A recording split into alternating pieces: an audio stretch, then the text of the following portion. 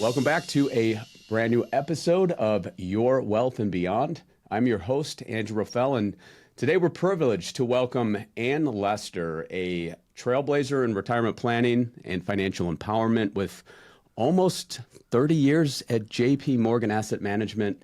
Ann is a beacon of insight and innovation, and through engaging keynotes and thought-provoking insights, Ann unveils the hidden biases that hinder savings and offers practical strategies for success. We've got an upcoming book that we're going to dig in today on as well that's coming out in March, Your Best Financial Life. Save smart now for the future you want. Ann, welcome to the show. How are you this morning? I'm great. Thanks for having me. As finances for the Your Wealth and Beyond podcast, it's about building wealth, finding your purpose. Obviously, finances are part of that. You spent all this time in the industry. Growing up, was finances a passion of yours? Was it ingrained in you, or how did we get on this trajectory? Yeah, it's a funny story. Like I grew up, my parents were born in the early 30s, right? Children of the Great Depression. And my dad was an academic. It seemed like there was always enough money for a comfortable life. I don't ever remember my parents talking about money growing up, except for my mom getting mad at my dad for not writing down the checks that he wrote, so she took the checkbook away from him. But other than that, that was the only finance conversation I ever remember hearing from my parents. And then when I got into, I think it was high school maybe, my dad got an executive MBA, and he was learning about macroeconomics, which he'd never studied. He was an English linguist, right? So English. And he was talking to me about economics, and I was like, wow, this stuff is cool. And then he used to travel a lot, and he'd bring home all those kind of what I call airport books with shiny covers, And one of them was a financial thriller, if you can believe it, called The Crash of '79 and the Silver Bears by Paul Erdman. And I just got entranced by the romance and glamour of international finance, from reading these novels. And so I always had this idea that I wanted to go into finance, but I didn't really know what it meant. And I didn't take any of the right classes in college. I was studying developmental economics and political theory, which is not options pricing and microeconomics and, accounting. I didn't take any of those classes. So I was not successful in getting a job in finance out of college, but I went back to grad school, took some of the right courses, and was able to get started in the field. But it really started from a weird, very academic-y, not actually understanding anything about it place. And for your background, for the listeners, spending all this time at JP Morgan before you separated out in, I think, 2020, but you spent a lot of the time in the target dated fund world, which is now synonymous with, 401ks, but 20 years ago, relatively new. So that had to have been pretty cool to be from the ground floor of creating these target date funds to make it a lot easier for the individual to invest, especially in 401k plans. Yeah, and that's actually a great topic because it was in building. So I joined JP Morgan Asset Management, was my first job actually in Milan, Italy, which there's a whole other story there we don't have time to go into, but I was a portfolio manager for fixed income products. So I was running international bond funds for Italian clients before there was a euro. You lived the life of the novels that I know, read, exactly. Right? There was my glamorous, it's funny when you're living overseas, everyone's like, oh my God, it must be so great. And it's like, we still have to do the laundry. And oh, by the way, they don't have dryers in this country. So it's not that glamorous. And no air conditioning too. In the summer. No air conditioning. Yeah. No screens on the windows either. And lots of mosquitoes. Anyway, not quite as glamorous as it sounds sometimes, but it was fabulous. We loved it. But I always struggled, as I talk very frankly about in my book, with my own personal finances. And it wasn't until I started doing some of the research in learning more about behavioral economics, which, boy, do I wish I'd studied that in college. It was just starting. It was like a brand new field in the 80s when I was in college. But that absolutely unlocked everything for me because it helped me understand why people in general, and me specifically, right, really struggle and make, fundamentally irrational, non-logical, suboptimal financial decisions. And, I was caught in this trap for so long. And as I speak to other people that seems to resonate with people. I don't think people like to talk about it very much, but I think a lot of people really feel a lot of shame and guilt and a sense of personal failure about their own struggles with, temptation writ large, whether it's, eating, finishing the bag of Oreos when you meant to eat two, or whether it's not saving enough money, right? I think they're kind of living in the same part of our brain. And for me, the learning about behavioral economics, understanding more about the ways people's brains were wired, and then applying that to thinking about how we should be building investment products, target date funds, right? For normal people who don't always make rational, like optimal economic decisions with their money, baking that into the design of the funds was I think what helped put JP Morgan Asset Management on the map for target date funds, is that it was a bit of a different insight than a lot of other providers had at the time. And, oh, by the way, I turned around and applied all of that stuff to my own life. And that's really what helped me 20 years ago really start getting my finances in our family's finances, because my husband was like, you do the money. I do other stuff. So, I was kind of in charge of that and really kind of get us squarely on our feet, which I would say we were serial overspenders on, things that were okay, like our house, and it kind of worked out, but like not smart in hindsight. What other areas did you have, maybe for you looking back now when you were in your 20s, and a lot of what you wrote in the book is probably in relation to that. Yeah. What other things with money what did you do? What else were you doing wrong in your mind? What wasn't I doing wrong, I think, is a better question. Like I said, I grew up in a family that, I would say was kind of squarely middle class. I think we went on like 3 vacations when I was a kid. Like there wasn't a ton of money for like fluffy stuff, or fun stuff even, but there was always enough money for stuff my parents thought was important. Like, I got music lessons. Okay, that's a privilege. We went to public high school, we went to public schools.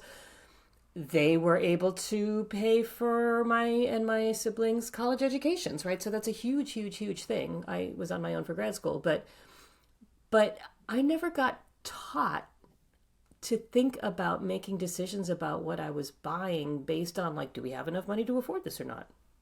That was just never the conversation. It was, oh, we don't approve of that purchase because that's not a good use of your money. Well, what the hell does that mean? Like, so I think it's very important to be spending your money in alignment with your values, but like there's also this other factor involved, like, do you have enough to pay for it or not? And then I got a job in politics out of college, which just doesn't pay very well. And I really didn't understand how to say no to things. Like, it was just really, really hard for me. And then the other thing that happened, and I think this people are smarter about it now in their 20s and 30s, but credit cards were relatively new, and it was a relatively new thing for those to get marketed aggressively to college students. So I graduated from college with credit card debt. And that just party kept on going. And I didn't understand the concept of an emergency fund. I didn't understand the concept of not just budgeting for like what I knew was going to happen, but like, oh, I got into a fender bender and I had to fix my car. Well, I had enough money to pay for the car insurance. Like that was in my budget, but like the oopsie maintenance stuff wasn't. So Yep. There was just a series of things like that I kept tripping into. And then I think and again, it's worked out, but my husband and I kept stretching to buy houses and then stretching to renovate them because we're serial rehabbers of houses. And it's fun and it's enjoyable and we love living where we live, but I don't think either of those things that we did with houses was a financially responsible decision. And so, everything in life can't be optimal. Like sometimes you do something and you just know it's not like you make a renovation on your house, it's not going to pay back, but you have to know what you're doing and understand the consequences of that decision. So it's the consequences part, I think, that is hard to appreciate and that I didn't when I was younger. Yeah. And I think back to my first weekend of college, and this is mid 90s, and yeah, the fact that the credit cards, they were out there in full gear, with students trying to position people in who've never had a credit card before, and the schools allowed it. So bad. Yeah, so bad. And part of today too, selfishly, I've got a senior in high school, 17-year-old, and going off to college next year. So, and I run a financial services firm, right? Help clients all day long. And I still have not, it's just, as we'll dig in a little bit, but it's just so hard to teach the value of money to the, teenagers now and 20 somethings. And we'll talk about a lot of it with the social media and just like at least we had credit cards, but like at least we still had cash, right? It was cash. We had a checkbook. We could see that it's real money, that I'm buying it, I'm giving it, it's leaving my pocket. And now it's just everything's electronic. So, I think the world has become really great at taking out like the sand in the gears of transactions, right? And I'm on the board of a company, Smart USA, that is trying to take the sand out of the gears of like the back office plumbing of a 401k system, because that's how you drive down costs, and that's how we can drive down the cost inside of like 401k plans so that they're cheaper, so your fees are lower. Like that's a really good thing to do. But the sand in the gears, right? The transaction challenges of having to pay in cash or writing a physical check, like you have some automatic breaks in that process of like pulling out the pen, digging out your checkbook. Oh, I didn't bring my checkbook. Oh, I don't have enough cash. Never mind. I'm not buying that, right? Like you go, I use Apple Pay. I love Apple Pay. It's like even more, less friction, right? I go bing, and it like makes a happy sound, and I bought something, right? Like that's dangerous, right? That takes off all the brakes, and I think you don't. I mean, there've been all kinds of studies. I mentioned one in my book that show that people spend more money when there's less friction in the actual transaction, and using cash is painful, right? Right.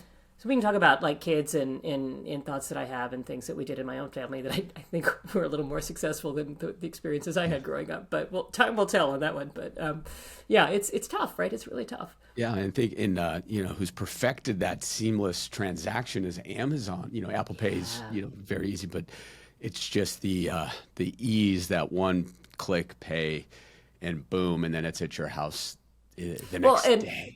And the friction is like breaking down all the cardboard boxes and just going, whoa, look at all that cardboard. What did I buy, right? But like until that cardboard's piling up, you don't even notice, right? Hardly. So yeah, it's bad. It is so tapping into the part of us that loves instant gratification. Like we are wired for instant gratification. And so again, one of the biggest ahas for me is actually understanding that if you're on a scale of like instant gratification, like I would have failed the marshmallow test as a kid for sure. Mm-hmm. But like where are you on that scale? Different people are wired differently. And actually I have 2 kids in their 20s and they're wired differently. I can see it like playing out in the choices they make. It was obvious when they were toddlers that they were wired differently this way. So understanding your own wiring lets you at least, acknowledge and maybe put some guardrails around your own behavior, that you can start thinking, okay, I know I do this. Knowing is the first step to changing, right? But if you don't know how you're wired, right, or even that wiring exists, then you're just like the victim of all this marketing around you. And that's part of where your book is going to come into play for helping these 20, 30-year-olds get an intake or psychology of how they feel about money, because it isn't taught in school. It's not, a lot of times it's taboo even for families, or they see parents like making bad decisions, and it's just like we're all on our own in theory. So what is somebody who's maybe just getting out of school or getting into their career, what are some tips that you would say if they can get a better understanding, a little deeper on what you're talking about there, of how they can understand how they feel about money, their psychology of money, like what type of questions should they ask themselves? Yeah. So I think, whether it's in my book or there are a bunch of books out there about this, just learning a little bit about the different kinds of behavioral things your brain does. Like one of the most powerful in this instance, for saving is like this, what's called present bias or future discounting. And that says that your brain thinks that what's happening right now is way more important than what's going to happen in the future. And in one of the keynotes I give around my book, right, I do this little routine about like I'm at home and I'm watching Netflix, And I look at my watch and it's 10:15. Actually, it's 10:15 now here. And the next episode starts, I hit skip intro, and then that's like, oh wow, that flew by. And then I check my watch again, and I'm like, yeah, I'm on a Zoom call tomorrow, but I don't have to talk. It's a group call, so I'll just watch one more, right? And then 3 hours later, it's 2 o'clock in the morning, and you've binge watched a whole series, and oops, and then you're going to have a terrible day the next day. But that's not my problem right now. That's tomorrow's problem, right? So tomorrow guy, right, is going to pay the price for what today guy does. There's some funny comedy routines out there about that too. But that whole concept of tomorrow guy, regretting what you're doing now, whether it's, eating the third piece of cake or, I talk about in my book how I took the very first little baby bonus I got and bought a baby grand piano with it instead of paying off my credit card debt because that's what people do. You don't understand the consequences and you want it right now. And the price that the future guy's going to have to pay is whatever, that's too far away for me to appreciate. So that to me is one of the biggest things to understand. And once you understand how likely you are to fall on that scale, then you can start putting some guardrails around you, right? The biggest one to me is just automate stuff. Don't ask yourself to make a choice between today and tomorrow guy, because today guy will win a lot. They just will, especially if you're wired that way like I am. So don't give today guy an opening to spend your money. So automate. Let's talk about that a little bit. So someone's fortunate enough to be working and has a 401k. Yeah. It's obviously one of the most simple that they can do, but unfortunately they don't always do it. Now we're trying to have it more where you are automatically enrolled, but that is teaching them, allowing them to see in their mind that it's going to start small, but we're getting money put away every paycheck. On top of that, most companies have the matching of some sort. Mm-hmm. So when if we talk to somebody comes to us who's from a client's kids that we're trying to just give help pro bono advice. Wait, you're not, they're giving you 5% match? You're not doing it? It's crazy. Get the free money, man. It's right. Free money. Get the free money. And by the way, a lot of companies match half of what you put in up to a certain threshold. Sometimes it's up to 6%. Sometimes it's up to 10%. It depends on the company. But for the level of match, that's a 50% guaranteed return. Get the free money. It's I just keep saying it, free money. Get the free money. And they make it simple, and then they could put it in a target date fund, right? Obviously I'm biased because I did that for a long time, but I think for many people, if not most people, certainly until you're in your 50s, a target date fund makes all kinds of sense. Yeah. Or if they have the time or a planner that can help them decipher through the different fund choices down the road when they actually have, monies that's going to hurt when it. Exactly. There's a Tolstoy quote I always butcher, but it's all happy families are the same. It's the unhappy families that have interesting, different stories, something like that. And I think you, as a financial professional, can make a very compelling argument that average target date fund allocation may or may not be just perfect for somebody, a particular person in their 20s or 30s, but is not going to be bad. It's going to be pretty good. When you're 55 or 60 and approaching retirement and you have a whole bunch of different scenarios and assets and a spouse, blah, blah, blah, pension, not pension, it's a lot harder to argue that kind of off the shelf, generic asset allocation is going to be really good. I think for somebody in their early or even 20s or 30s is probably fine. It's unlikely to be really wrong anyway. So, and I think one of the things, and I'd be curious on your perspective on this, I think in financial services especially, we can get really hung up on getting the optimal answer. And we lose sight of the fact that there are so many uncertainties around what the markets are going to do, what you're actually going to be able to save, how long you're going to be able to work, how long you're going to live, that quest for perfection often gets in the way of some pretty good solutions that are a lot easier to implement, certainly when you're younger. And so I would argue that pretty good is probably okay, especially if you're in your 20s and 30s. And if it takes away some of the fear that I think a lot of people have about getting this really big, important thing wrong. And when you get overwhelmed with that fear of getting it wrong, it leads to decision paralysis, and then you do nothing. And that's actually the worst thing you can do. Exactly. You hit it. It's that analysis paralysis, and we see it all the time, whether, somebody's coming close to retirement or they've just younger and they've just read too many things or unfortunately seen financial advice on TikTok, right? That is a scary Listen, I do some of those TikTok things too. So it's not all bad, but some of it is bad. Some of it's terrible and it's hard to tell. Yeah. You just don't know. I remember one from like the 2020 timeframe, right? Where it was like somebody said, hey, we buy when the market's up and we sell when it's down. It's that easy. And it's like, oh man. That's the way you destroy wealth, not create wealth. That's right. So I think you hit it though. It's like just get it started, right? So we've got automation, 401k.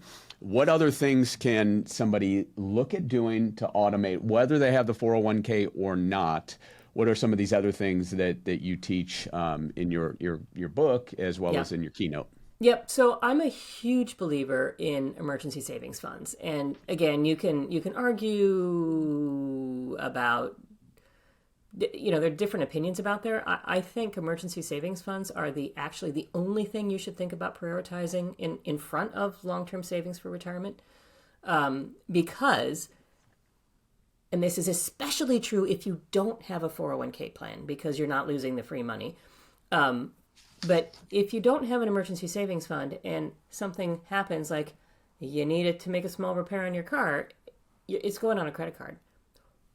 Or if you've got the 401k money started, you might be tempted to tap into that. And that's kind of expensive because, you borrow it, you got to pay it back. It gets complicated. If you lose your job or choose to leave your job, you got to pay it all back at once. So you have to pay a whole bunch of tax penalties.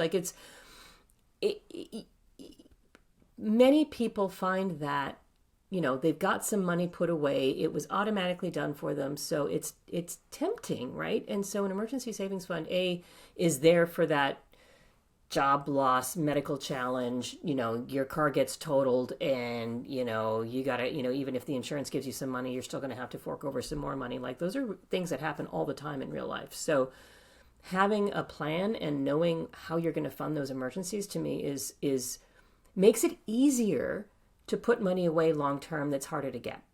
Yeah. So I would say really important to do that and to automate that as well. Have it come out of your paycheck automatically the day your paycheck hits your bank account. Yeah. Don't make yourself do it voluntarily because, again, you'll forget. It'll be difficult. Today, guy's going to go, oh, I really don't, I'm trying to go on vacation, and then it doesn't happen. Yeah. And with technology today, there's just no excuse not to be able to do it. And in your book, I think you call it the Oh Shit Fund. Yes, so that'll be chapter 5 for you listeners, the Oh Shit Fund. But yeah, because that ultimately we see so many people, and you see the studies, and even people making hundreds of thousands of dollars, they're literally living paycheck to paycheck. They are one firing away from literally having nothing or having to tap into the 401k, but having no rainy day. I hear this a lot. I did it myself for a little while until I really thought about it.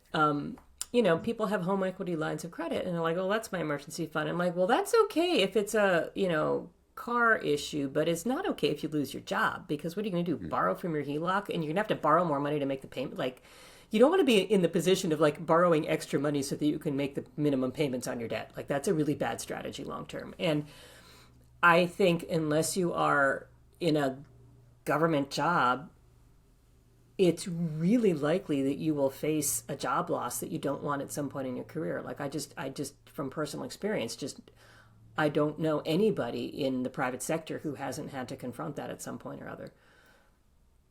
Yeah.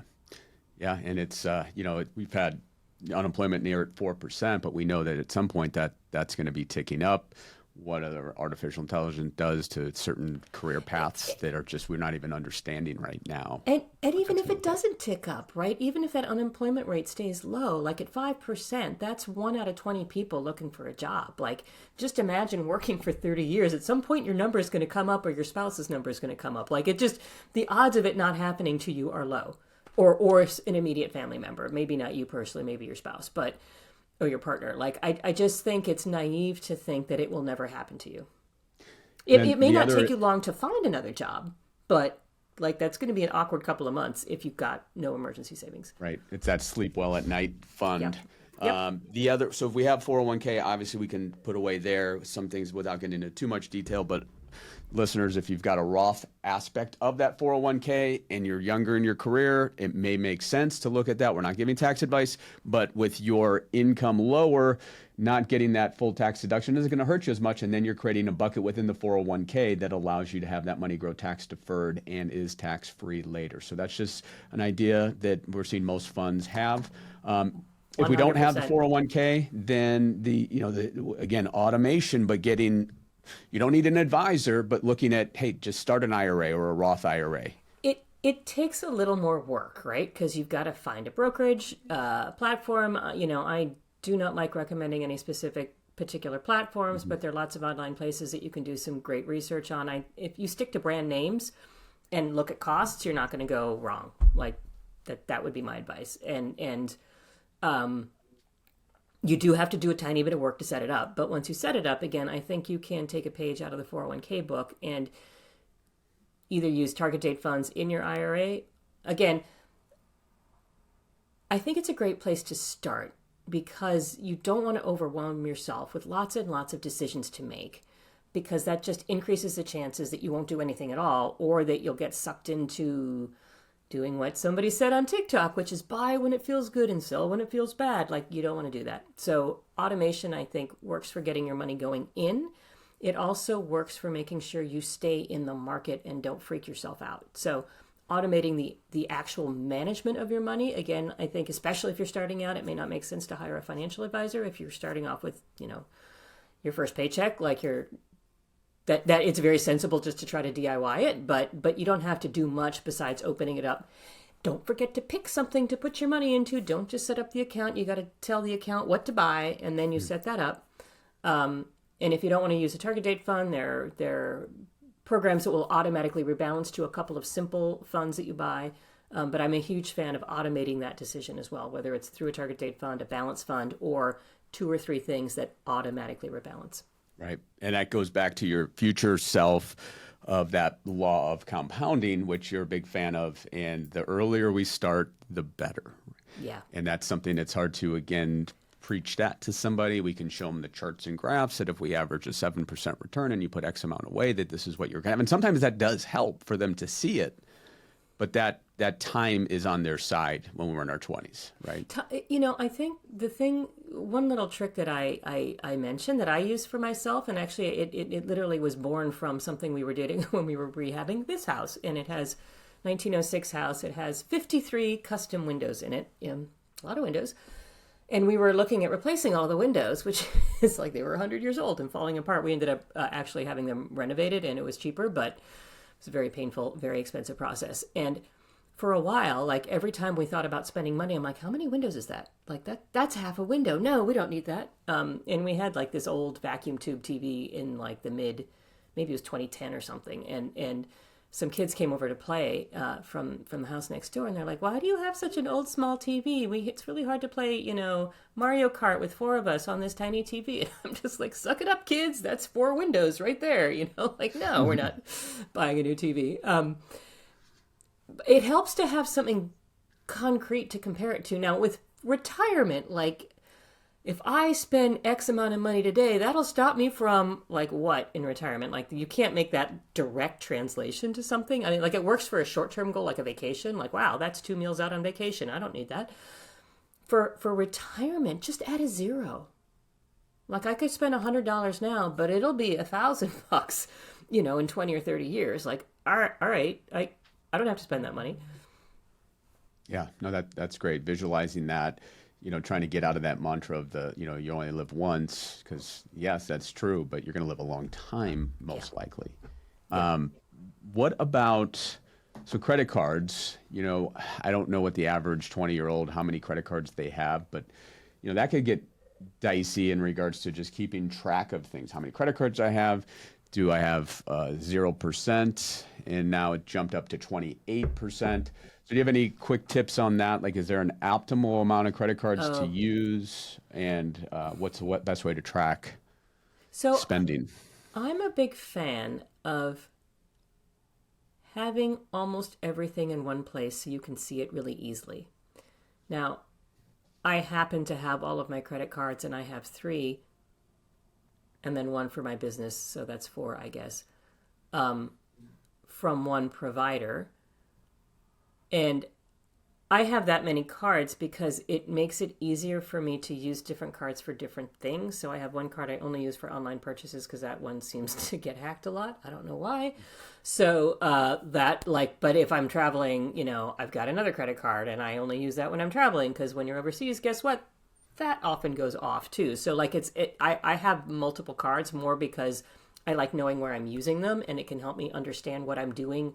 Like, it's another way to understand how I'm spending my money and where I'm spending my money. But I also love the fact that I can see them all on one screen. Like, I open up my banking app and they're like, boom, they're right there.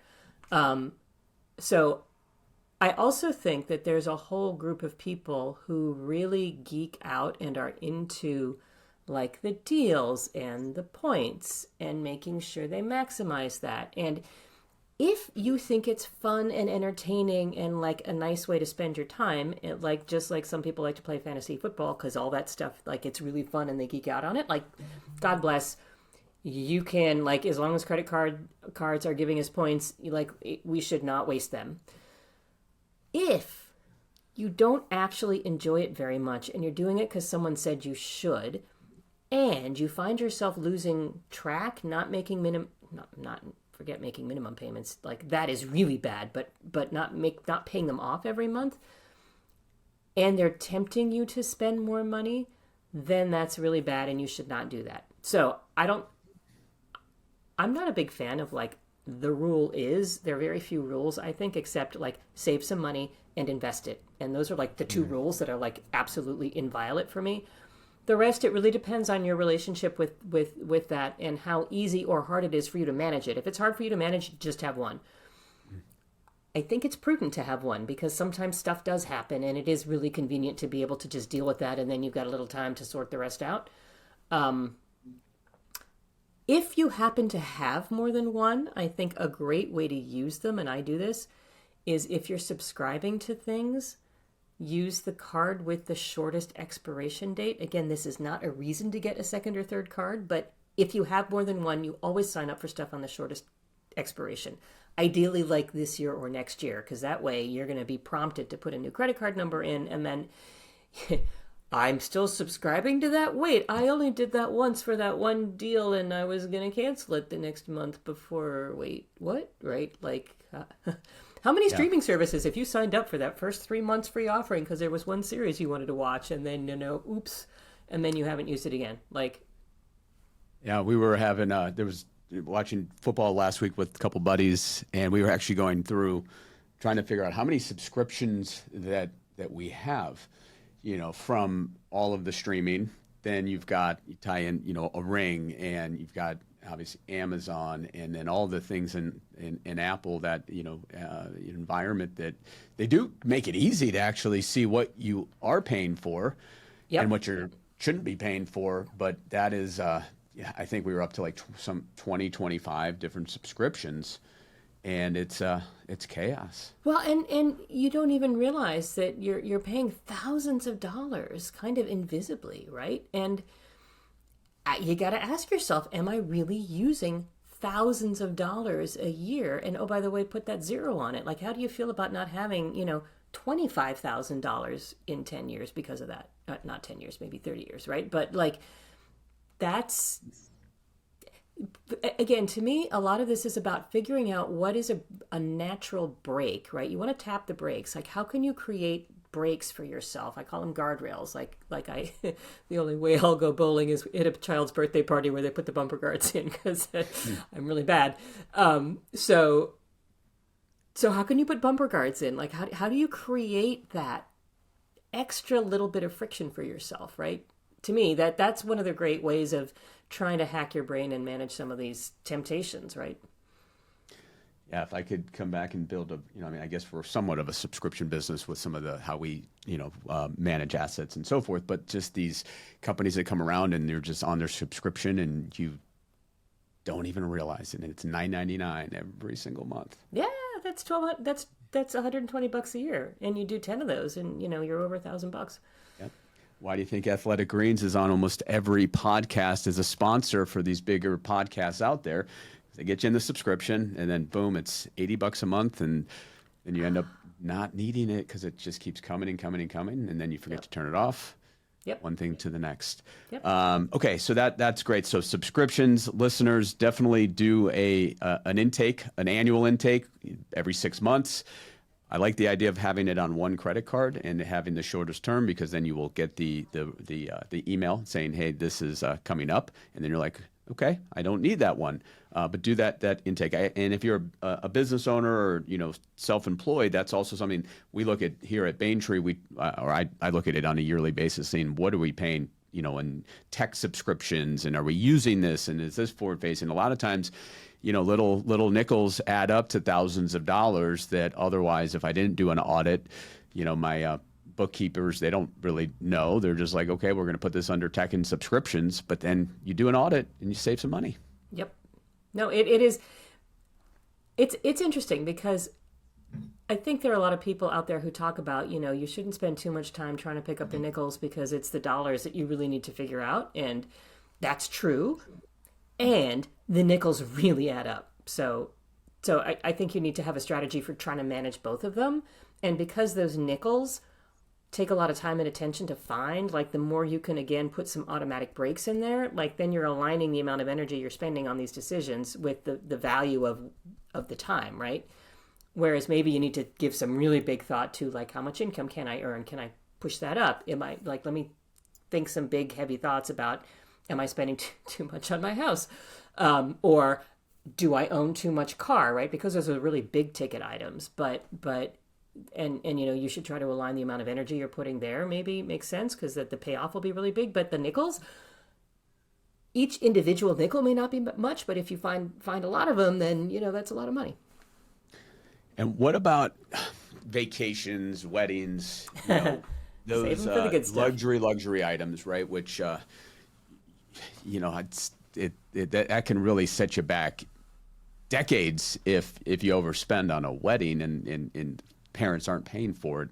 What's some of your advice there for somebody to get a grapple on that as they're seeing all their friends on social media and different things of that nature, and I got to keep up with the Joneses? Yeah, so the whole keeping up with the Joneses thing is so interesting because, like, again, when I was growing up, and I think I'm a little older than you are, like, there was People magazine. There was no cable TV, so there was no Lifestyles of the Rich and Famous on that I can remember. And literally keeping up with the Joneses was like, what is your next door neighbor doing? Well, I can remember feeling lawnmower envy because we still had a push lawnmower, right? And they got an electric one. And I'm like, damn, like, how come I'm still doing this job with this crappy lawnmower with dull blades? But that's another story.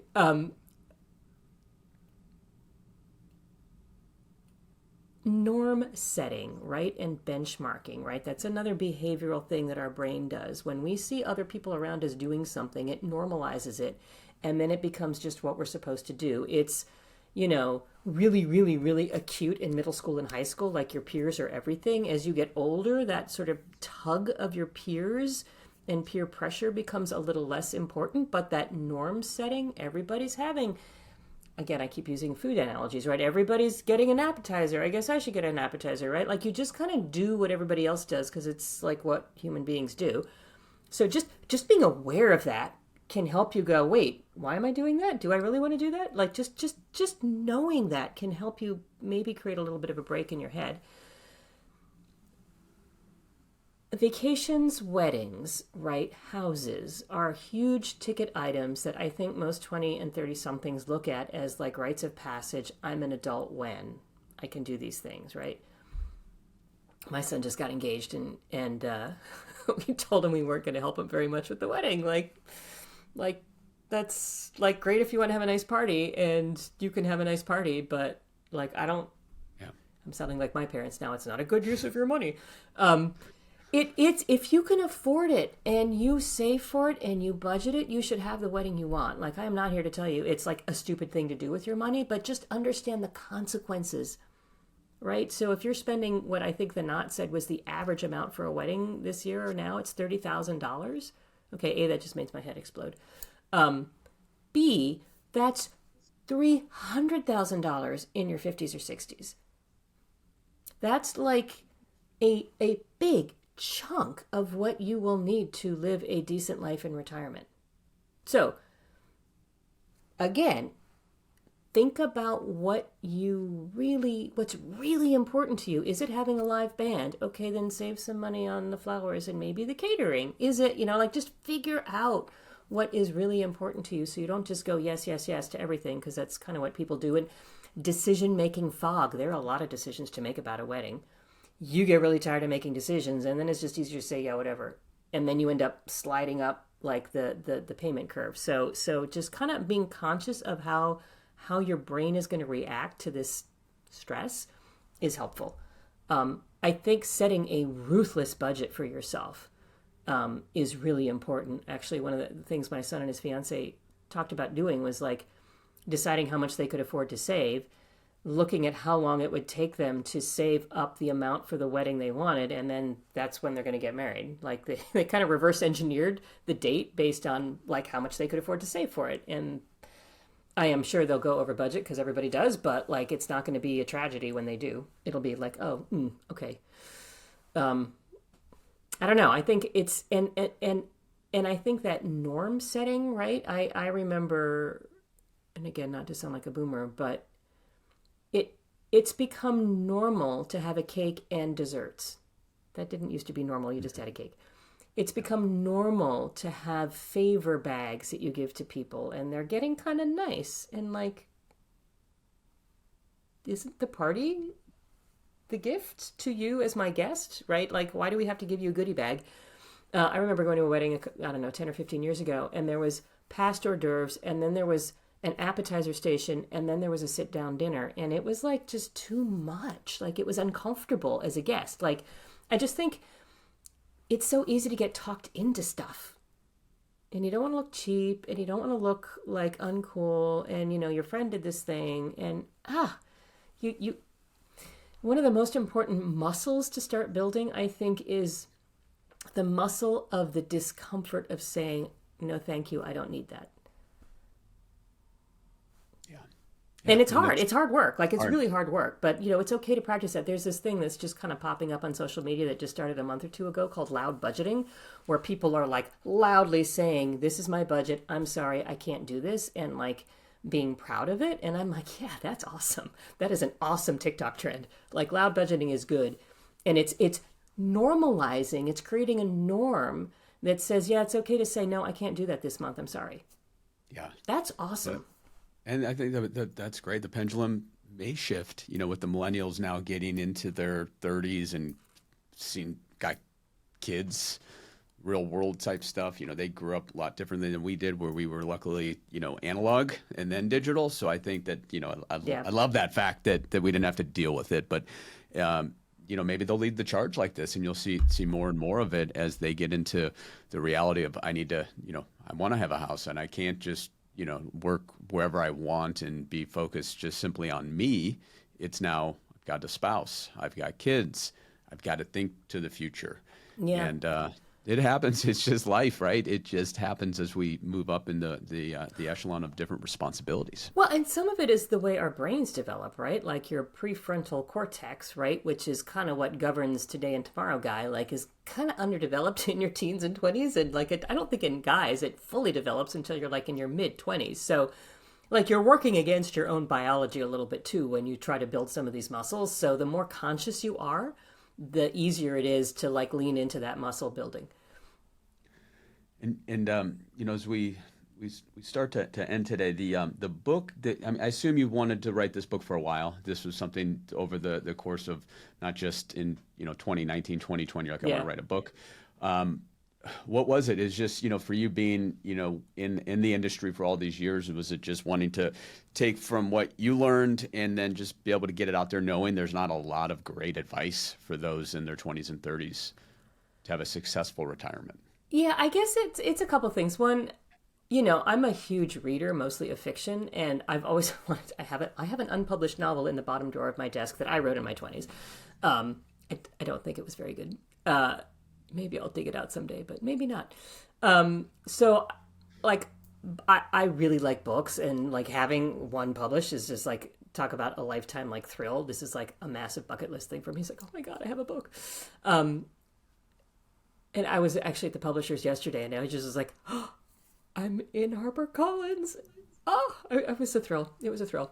And then when I thought about the book idea, I guess it started 2015, 2016. Like it was like this, I really should write this book, right? And I think a lot of personal finance books are written by industry professionals who want to share their knowledge. And I think those are great books. And there's actually, I think, a lot of really good advice in there. But I think the tone can sometimes be a little off-putting to people who aren't experts. And so they tend to resonate with what I call the worried well, who are actually engaged already in this process, know enough to know they want to learn more, and then they go find more.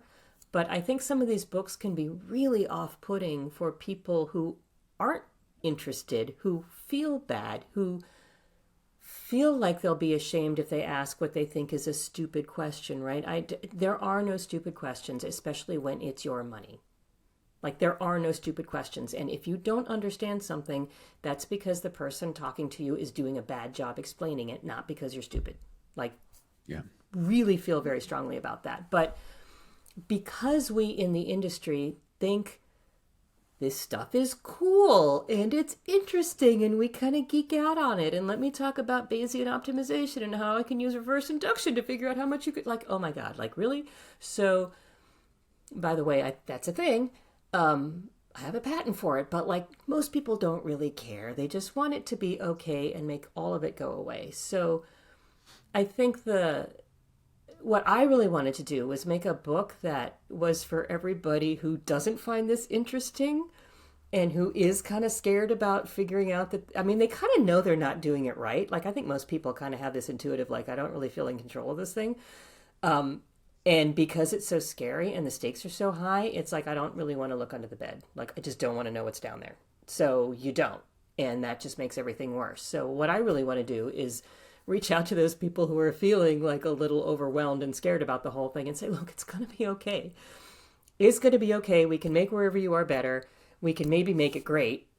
Let's talk about how to do that. And oh, by the way, let's talk about how you should not feel ashamed or silly or stupid about this either, because you just shouldn't. Yeah, and keeping it simple, starting the shit fund, the tax advantage retirement savings, put money away there, assessing your budget, staying the course, keeping it simple. That's what people need. Simple, Yeah. simple, simple. And then digging into some of the details, things that aren't fun, like we're not even going to get into today, but how do we make sure we're, are we underinsured? Are we there to, if something happens to us, one of us breadwinner's gone, stuff like that, right? Getting that done, getting down the road, wills and trusts if need be, but making sure your insurance is covered, all those things that could derail any good plan, no matter Yep. how good you're doing it from the foundation. If the roof collapses because of health or death, then you could be the family could be in out of luck. So those are the things we got to think about. Our invincibility in our 20s and 30s, we don't think about that, but I'm sure in the book you're going to go through that. Renter's insurance, like renter's insurance will save your life. Some landlords make you buy it. My son's actually first landlord made him buy it, and I was like, oh my God, thank you. Like, it was $25 a month or something. It was so cheap, and that saved my life. I mean, I got a suitcase stolen from me, and my renter's insurance covered it, and I would have been out thousands of dollars. It was shocking. Yeah. Yeah, simple stuff like that, right? Simple stuff. So, listeners, we hit on a lot of points today. Keep it simple. Do something. Don't look at TikTok for financial advice unless it's, of course, Anne.